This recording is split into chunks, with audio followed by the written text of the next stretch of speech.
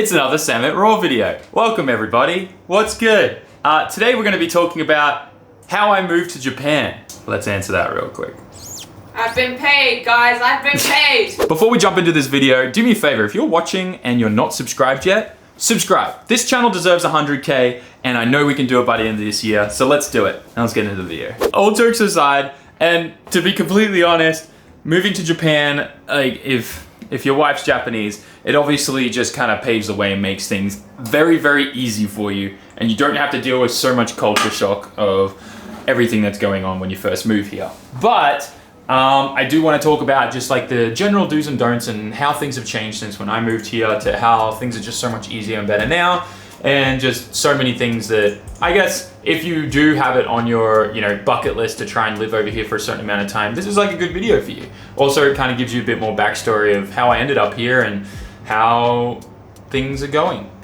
Kind of. I don't really know what I'm doing. But anyways, long story short, I've always loved Japan. Ever since I was little, the second language they taught us in school in Australia is Japanese. The Australian and Japanese government have a really good relationship. There's a lot of like homestay and like student exchange programs and stuff like that amongst the schools. Generally, I think most schools, the second language, I don't know now, but back when I was in school, the second language taught was Japanese. And it was one of the subjects that I actually did really, really well at, surprisingly. I can remember being in grade 3 and just being completely drawn to everything the teacher was teaching us about Japan and the culture and all the things that they did there and the language. Now, fast forwarding, I get out of school. Actually, I chose Japanese as my subject all through high school too.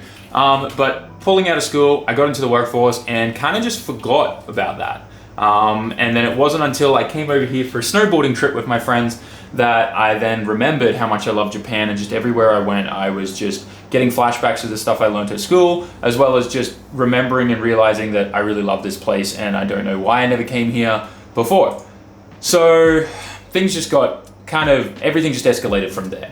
At that point, I was traveling over here for so many quick holidays, weekends even. I'd come over for just 2 days, fly back. Being in Australia and here, like, it was so easy to just jump on a red-eye flight, an 8-hour, 7-hour direct flight from Brisbane, and you just sleep on the plane and wake up in Japan 7 a.m., hit the ground running, do 2 days and fly back, and then go straight to work Monday morning. So I was flying over here a lot. I made a lot of friends, and at some point, I just made the decision that it just made more sense for me to move over here and live here because of how frequently I was visiting the country. And that was when I made that decision. I was over here for a little bit and I worked out with my friends at Share House. I worked out how I was going to work remotely with my IT work at the time and all that kind of stuff. So I was pretty much set. I already had a place to live. I knew that I could get my working holiday visa, which gives you up to 18 months to 2 years roughly of you if you're an Australian. I know for other countries it's a bit harder, but for an Australian, you can literally get what's called a working holiday visa and you renew it every 6 months when you're over here. And if you're working remotely, that's like awesome, it's super easy, and you can just kind of keep renewing it as long as you show that you have funds in the bank account to get home and all that kind of stuff and survive and live here. So yeah, at that point, I kind of already had living situation organized. I knew work was good and I just wanted to kind of jump on a plane. Now this is where a bit of advice comes in. Do not sell everything right away and move to Japan. I say this just because, like, I get it, you want a fresh start, and if you're deciding to move to another country, you want to jump all in, but you really don't know if you can live in another country until I say about the 6 month to a year mark. At that point is when you really decide if you're going to stay here for the long haul. And at that point is when you really should be thinking about selling all your possessions at home. Because if you sell everything and jump on a flight and you don't even last 3 months and you come back to nothing, that's gonna just suck. And unfortunately, I have seen a lot of people do it. There's a thing in Japan called sayonara sales where people just pack up and leave everything and they give everything away for free. It's a good benefit for us because we get a lot of stuff cheap or for free. But it's a sad truth that a lot of people just sell everything at home and pack up and leave and then end up back with nothing. And that's not good for your mental health, and it's definitely not going to help you coming to terms with how your grand scheme and grand plan of you moving overseas failed and now you're back home with nothing. So my advice is, if you're moving to another country, not Japan or anything like that, don't sell everything until you're 100% locked in, and normally it's about a year, let's be honest.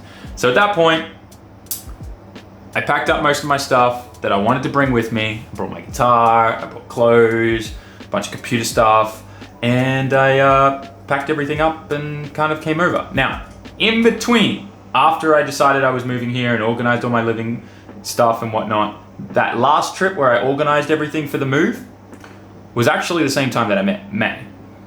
And at that point, there was nothing going on, all right? I had no idea that this was gonna end up happening. But at that point, you know, we were acquaintances, we had met, and during my time, you know, organizing, getting all my affairs in order in Australia for the move, we kind of just kept talking and stuff like that, and things just slowly started progressing. So actually, we were kind of like, I guess, officially dating by the time I ended up moving here. And there was a couple other small trips in between there where I went backwards and forwards. But yeah, despite what a lot of people think, I didn't actually move here for May. It just kind of ended up happening that way after I already decided to move here, and it was just super smooth. It was like the cherry on top. That's what I call it anyways. That stuff aside, I moved here, was in a share house. It was a good time. Yeah, I did remote work for a while, then started looking for work here, full-time work here, and ended up working in TV production over here with my IT background and experience in Australia, and kind of things sort of progressed from there. But when I moved over here, May really helped me a lot. She helped me get my stamp. I didn't really understand what that even was. She helped me get a phone contract and all this kind of stuff. But if you're moving to Japan, there's a few things that you need to be ready for. My best advice is make friends before you come here if you can, just because they will help you so much. You're always going to need someone that can help you initially with language stuff and whatnot while you're figuring out everything. And the paperwork here is a nightmare, and just having someone that you can check things over with is just so good. So make friends before you come here, and yeah, hopefully they help you. There's a lot of paperwork. There's a lot of paperwork. Depending on where you live, you then have to register at the city ward office to say that you're living in this city, to then, you know, where your tax needs to go, how you're getting paid. There's just so much. Now, things have changed a lot since when I first moved here. Phone contracts and SIMs. You never used to be able to even get a SIM card given to you. No one wanted anything to do with you. Now you can. You can get plans, you can get contracts. And you can get prepaid SIMs and all that kind of stuff very easily now. So phone stuff, I think we'll skip for now, because that's kind of pretty simple now. You can get prepaid SIMs and all that. You never used to before. Now you can. Contract ones are kind of a little hard because you need to have a visa of at least like 2 years before they'll even talk to you. Oh, but they have 1 year ones. They have 1 year contracts now too? Yeah, so then as long as you go in there right as your visa's renewed for 1 year, but if you're on traveling visa, normally they're 6 months at a time. So just ignore getting a contract. You're probably not going to get a contract unless you've got a working or a spouse visa that's like 2 years plus, really, to be honest. But yeah, so let's skip past the phone stuff. You're going to need to get a stamp. You're going to need to register what you're doing at the office. You're also going to need a bank account. And that's probably the hardest one. Even today, why I'm laughing. Even today, like, you can walk into some Japanese company banks, say you want a bank account, and they'll literally just say, pretty much they'll say, you're a foreigner, we don't want to deal with you. That's literally what they'll say. Like, they literally will just be like, nope. Most banks, and the banks that do, like the most foreigner-friendly banks is MUFJ, Mitsubishi Bank. I recommend going in there and registering and getting a bank account, but you cannot get a bank account until you have a job in Japan and a phone number. So going back to before, how difficult it was to get a phone number, right? Because no one would even give you a prepaid SIM back in the day when I first came here. You couldn't get a bank account even if you were working in Japan and already had a job and were supposed to be getting paid to a bank account, but you couldn't get a bank account if you didn't have a phone contract, but you couldn't get a phone contract unless you're, like, it was just like, what came first, the chicken or the egg? And you just keep going in circles. So that's where, you know, May really helped me out, because she literally she got me a phone under her name and stuff like that. That was like the quickest, easiest way to deal with it. Yeah. You like literally. I came over here and was pretty much set. May helped me out so much. I just gave everything to him. Yeah. Everyone that knows us and knows May's pretty much just like known as the Mama May, because she literally just helps organize and sort out everything for everyone. She's incredible, and she's a massive asset to what we do here at SAMMIT HQ. Massive asset. And obviously, definitely lucked out marrying this one.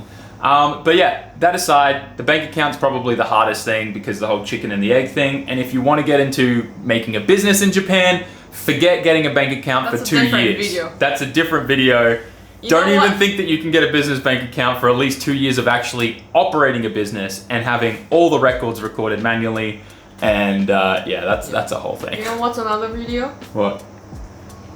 Driver's license. Oh, driver's license, yeah. But that depends on where you're from. Because if you're from Australia, you just switch it. But there's one particular paper you need, and that's a headache. But yeah, the driver's license one, that's another whole video. But yeah, anyways, bank account, you got to get it. You can't get it until you already have employment in Japan. Once you have employment in Japan, they give you a piece of paper that says, this person works for my company in Japan. This is legit. Here it is. You give it to them. I think now you can get a bank account without a cell phone number. I've heard that people are able to actually put their workplace's phone number down, and on the company kind of helps them. Yeah. JP Post has also been opening up a lot to foreigners too, especially for business banking actually too. And there are also certain banks in Japan that can be transferred to. Another good bank that's recently happened is Rakuten. Yeah. Rakuten online banking is kind of fairly new, but they're very open to foreigners too. And so GMO. That's another one. Oh, GMO as well. Yeah, they're very good for business stuff. But no, both. Both? They do personal now too? Yeah. Oh, there you go. They have you do GMO too. But I would strongly recommend trying to get a Japanese, like a full real Japanese bank, and Mitsubishi Bank just seems to be the best to go. They're super open to foreigners. Just don't try talking to them about business. That's another thing. Anyways, so that's kind of everything. I think there's not really much else you need to be prepared for except try to learn the language, try your best. Even if you're not good at it, you're not confident in it, my best advice on making friends and relationships and not upsetting anyone is try. Even if you say the wrong thing, which I've done tons of times, I've said to people, go have fun getting raped instead of go have fun at your friend's meetup. I've said to a waiter, can I get more boobs, please? I've said, can you put it in your dick, please? I've said, can I just say, there are some words in Japanese that are way too similar that mean the completely different thing that shouldn't be that similar, like phonetically. And if you get your if you get your con or gone or gone or like things like that at the end of it mixed up, it becomes something wildly different that shouldn't even be there. Anyways, I've had some embarrassing moments just getting my pronunciation wrong. The advice is have fun. Laugh it out, laugh it out. Laugh it out, try it out, and just try. You will not believe how much you just putting in effort, even if it's a failure, will lead to success. That's my best advice. And it's something that I've never really studied Japanese. I've never gone to school for it, except for, when I was growing up, primary school and stuff. I forgot all of that. But coming here, I've never gone to a language school or anything like that. I'm literally self-taught from just being screamed at by Okka-chan all the time. True story. But yeah, that's my best advice, is just try, just say thank you, say please, and just be super patient. That's another thing. And at the end of the day, have fun. I think that's about it. When it comes to car stuff, you want to get into cars in Japan, that's another video that we should be doing. But that comes back to, I guess, my main point is make friends over here before you come here. Make friends in the car scene, make friends all over the place. Japanese people are super nice. One thing is just be wary.